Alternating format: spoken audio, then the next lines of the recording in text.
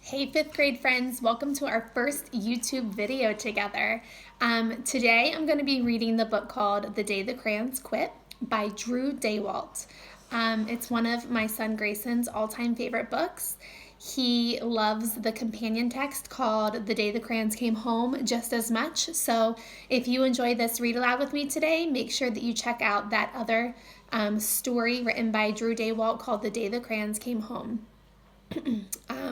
It's actually an option on your choice board for the week if you choose to watch that video. When I'm done reading the story today, I'm going to explain your activity with the text a little bit for you in detail so you know what assignment to do with it. So enjoy! The Day the Crayons Quit by Daywalt.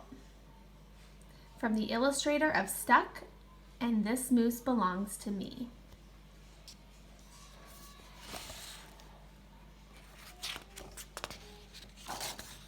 Pictures by Oliver Jeffers.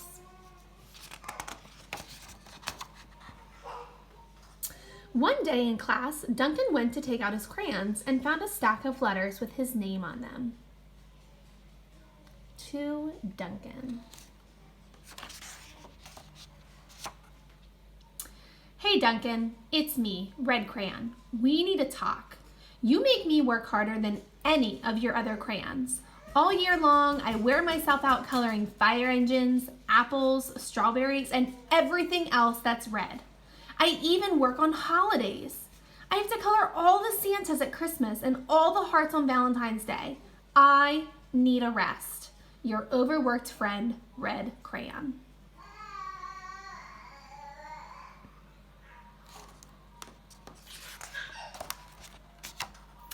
Dear Duncan, all right, listen. I love that I'm your favorite crayon for grapes, dragons, and wizard tats, but it makes me crazy that so much of my gorgeous color goes outside the lines.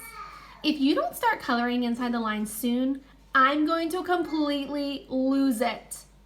Your very neat friend, Purple Crayon.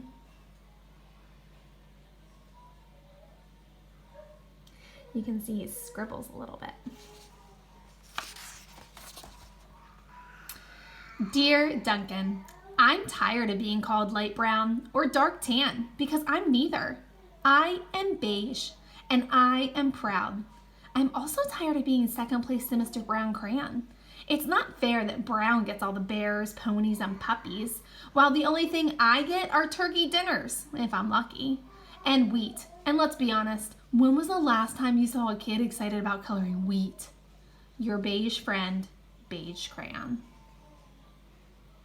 Looks a little sad.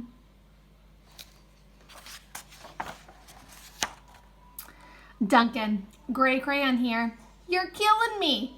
I know that you love elephants, and I know that elephants are gray, but that's a lot of space to color in all by myself.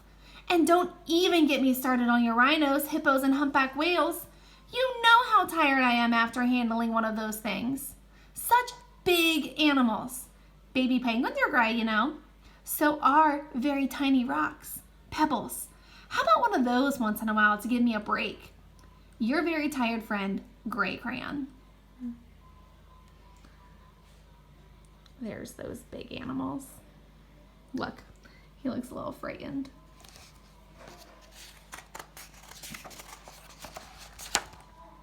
Dear Duncan, you color with me, but why?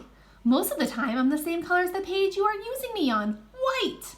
If I didn't have a black outline, you wouldn't even know I was there. I'm not even in the rainbow. I'm only used to color snow or to fill in empty space between other things, and it leaves me feeling, well, empty. We need to talk. Your empty friend, White Crayon. White Cat in the Snow by Duncan. You can see all of his other white pictures over there. You can't really see them. Hi Duncan, I hate being used to draw the outline of things. Things are colored in by other colors, all of which think they're brighter than me. It's not fair when you use me to draw a nice beach ball and then fill in the colors of the ball with all the other crayons. How about a black beach ball sometime? Is that too much to ask? Your friend, Black Crayon.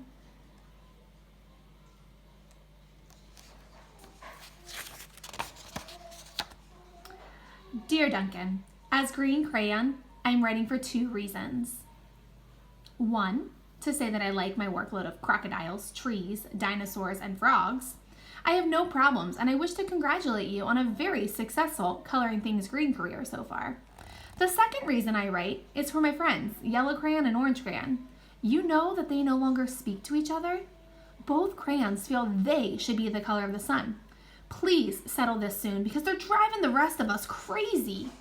Your happy friend, Green Crayon.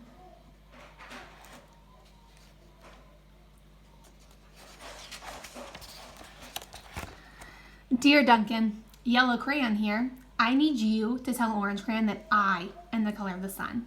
I would tell him, but we're no longer speaking. I can prove I'm the color of the sun too, because last Tuesday, you used me to color the sun on your Happy Farm coloring book. In case you've forgotten, it's on page 7. You can't miss me. I'm shining down brilliantly on a field of yellow corn. Your pal and the true color of the sun, Yellow Crayon. This is proof.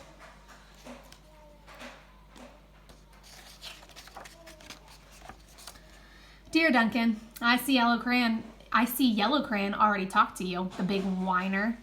Anyway, could you please tell Mr. Tattletale that he is not the color of the sun? I would, but we're no longer speaking.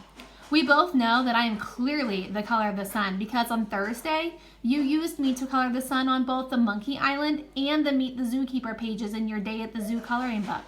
Orange, you glad I'm here? Ha! Your pal. And the real color of the sun, Orange Crayon. And there's his proof.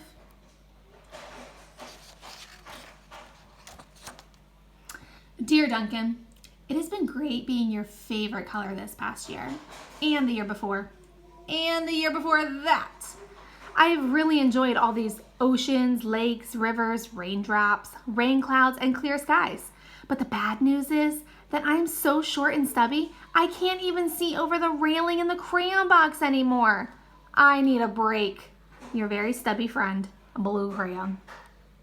There's Mr. Stubby.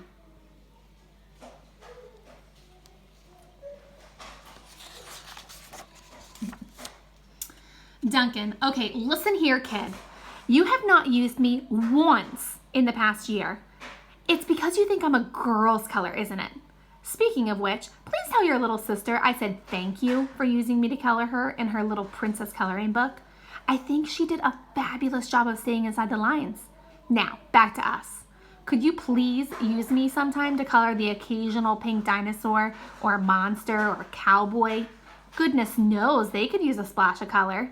Your unused friend, Pink Crayon.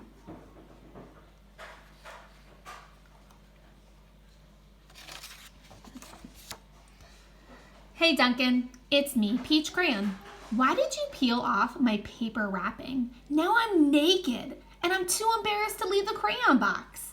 I don't even have any underwear. How would you like to go to school naked? I need some clothes. Help! Your naked friend, Peach Crayon.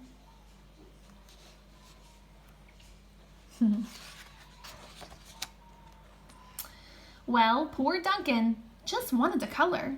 And of course he wanted his crayons to be happy. And that gave him an idea. Here's all his letters. When Duncan showed his teacher his new picture, she gave him an A for coloring.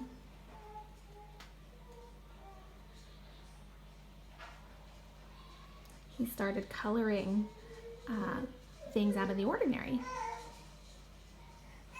An orange whale, a black rainbow, a pink airplane, and an A+ for creativity.